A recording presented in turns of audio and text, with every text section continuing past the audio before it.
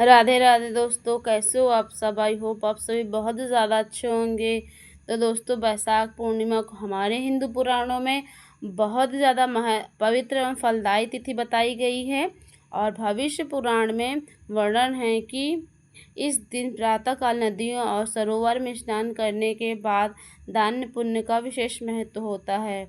और साथ ही इस दिन धर्मराज जी की निमित्त जल से भरा हुआ कलश और मिठाइयाँ व पकवान आदि आज के दिन दान करना गौदान के समान माना गया है। दोस्तों, कहते हैं कि वैशाख पूर्णिमा के दिन शंकर और तिल तिल का दान करने से अनजाने में किए गए पापों का भी नाश हो जाता है। शक्कर और तिल का दान करने से किए गए पापों का भी नाश हो जाता है। और पूर्णिमा के तिथि में भगवान श्री विष्णु और चंद्र देवता को भी समर्पित मानी जाती है। दोस्तों, हेलो दोस्तों, मैं आज के कुछ आपको अपने चैनल में बहुत ज़्यादा स्वागत करती हूँ। तो दोस्तों, आज हम वैशाख पूर्णिमा की कथा सुनाएंगे, जो कि बहुत ज़्यादा महत्वपूर्ण है। और वैशाख पूर्णिमा के दिन इस कथा को सुनने का महत्व भी बहुत ज़्यादा होता है। तो दोस्तों, ये व्रत और दान पुण्य की पूर्णिमा होती है। दोस्तों, तो चलिए आज हम इसी पूर्णिमा के व्रत की कथा और बहुत सी जानकारियाँ देने वाले हैं। और दोस्तों, पूर्णिमा की तिथि में भगवान श्री हरि विष्णु और चंद्र देवता को समर्पित मानी जाती है। इसलिए इस दिन पूरे विधि विधान से भगवान विष्णु की पूजा करके शाम को सूर्यास्त के बाद उगते हुए चंद्रमा को अर्घ जल देकर व्रत खोला जाता है। और साथ ही इस दिन व्रत की कथा पढ़नी व सुननी चाहिए। और यदि किसी कारण से कोई व्यक्ति उपवास न रख पाए तो भी वह ये कथा सुनते हैं या पढ़ते हैं तो ये व्रत के बराबर ही पुण्य की प्राप्ति होती है। तो चलिए दोस्तों, हम आज वैशाख पूर्णिमा की कथा का श्रवण करते हैं। तो बोलो श्री हरि विष्णु भगवान की जय। तो दोस्तों, एक समय की बात है, द्वापर युग में एक समय की बात है। यशोदा जी ने श्री कृष्ण से कहा कि हे कृष्ण, तुम सारे संसार के उत्पन्न करता और पोषक करता और संहार करता हो, तो आज कोई ऐसा व्रत मुझसे कहो कि जिसको करने से स्त्रियों को मृत्युलोक में स्त्रियों को विधवा होने का भय न रहे और ये व्रत सभी मनुष्यों को मनोकामना पूर्ण करने वाला हो। तब श्री कृष्ण कहने लगे, हे माता, आपने अति सुंदर प्रश्न किया है। मैं अब आपसे ऐसे ही व्रत का सविस्तार कहता हूँ। सौभाग्य की प्राप्ति के लिए स्त्रियों को 32 पूर्णिमा का व्रत करना चाहिए।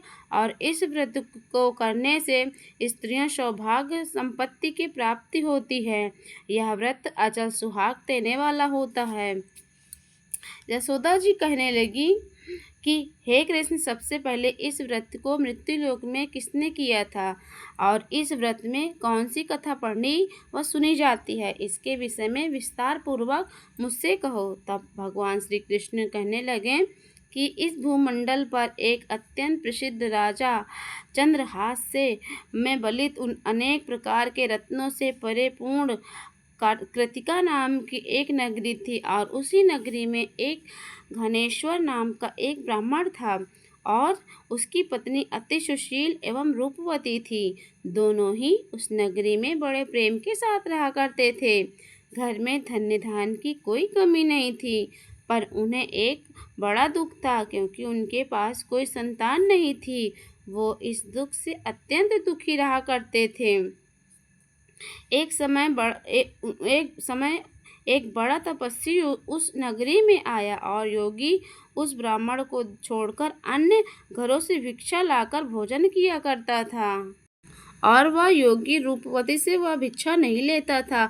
उस योगी को रूपवती से भिक्षा न लेकर किसी दूसरे के घर से भिक्षा ली और गंगा किनारे जाकर भिक्षा में मिले अन्न को प्रेम पूर्वक खा रहा था कि घनेश्वर ने योगी को यह तिरस्कार किसी प्रकार से देख लिया और अपनी भिक्षा से अनादर दुखी होकर घनेश्वर योगी से बोला कि हे महात्मन, आप सभी घरों से भिक्षा लेते हैं, परंतु मेरे घर की भिक्षा आप कभी नहीं लेते, इसका क्या कारण है।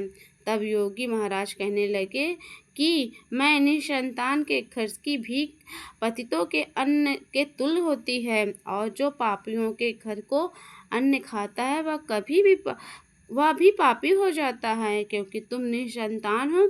इसीलिए पतित हो जाने के डर से मैं तुम्हारे घर की भिक्षा नहीं लेता। गणेश्वर यह बात सुनकर बहुत ज़्यादा दुखी हुआ और हाथ छोड़कर योगी के पैरों में गिर पड़ा और विनीत स्वर में कहने लगा कि हे महाराज, ऐसा है तो आप ही मुझे कोई पुत्र प्राप्ति का उपाय बताइए। आप तो सर्वस्व हैं, आप मुझ पर अवश्य ही कृपा करेंगे।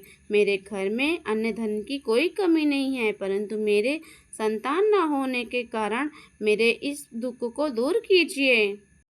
और आप सामर्थ्यवान हैं। ऐसा सुनकर योगी कहने लगे कि तुम चंडी देवी की आराधना करो और चंडी देवी को प्रसन्न करो, वही तुम्हें पुत्र प्राप्ति का उपाय बताएंगी। यह सुनकर वो वहाँ से चला गया और अपनी पत्नी से सारा वृत्तांत बताया और वह तपस्या करने के लिए स्वयं वन में चला गया। और वन में जाकर उसने चंडी देवी जी की उपासना की और उपवास किया।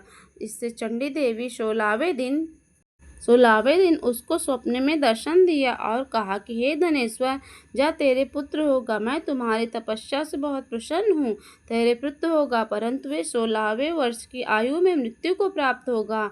परंतु यदि तुम दोनों पति पत्नी मिलकर 32 पूर्णमासी का व्रत एवं पूजन विधि विधान से करोगे तो वह दीर्घायु होगा। और जितनी तुम्हारी सामर्थ्य हो, तुम आटे के दिए बनाकर भगवान शिव कोई पूजन करना, परंतु पूर्णिमा के दिन दियों की संख्या 32 हो जानी चाहिए। और प्रातः काल हो जाने पर इस स्थान पर तुम्हें एक आम का वृक्ष दिखाई देगा और उस पर चढ़कर आम का एक फल तोड़ना। शीघ्र अपने घर चले जाना और अपनी पत्नी से वो सारा वृतांत कहना, और वो तुम्हारी पत्नी स्नान करके शिव जी का ध्यान करके वह फल खा लेगी। तब शंकर जी की कृपा से गर्भ ठहर जाएगा। जब ब्राह्मण प्रातःकाल उठा तो उसने उस स्थान के पास ही एक आम का वृक्ष देखा, जिस पर वह अत्यंत सुंदर आम का फल लगा हुआ था। वह उस ब्राह्मण ने उस आम के वृक्ष पर चढ़कर आम को तोड़ने का प्रयास किया, परंतु वह उसे आम के वृक्ष पर कई बार प्रयास करने के बाद भी नहीं चढ़ पाया।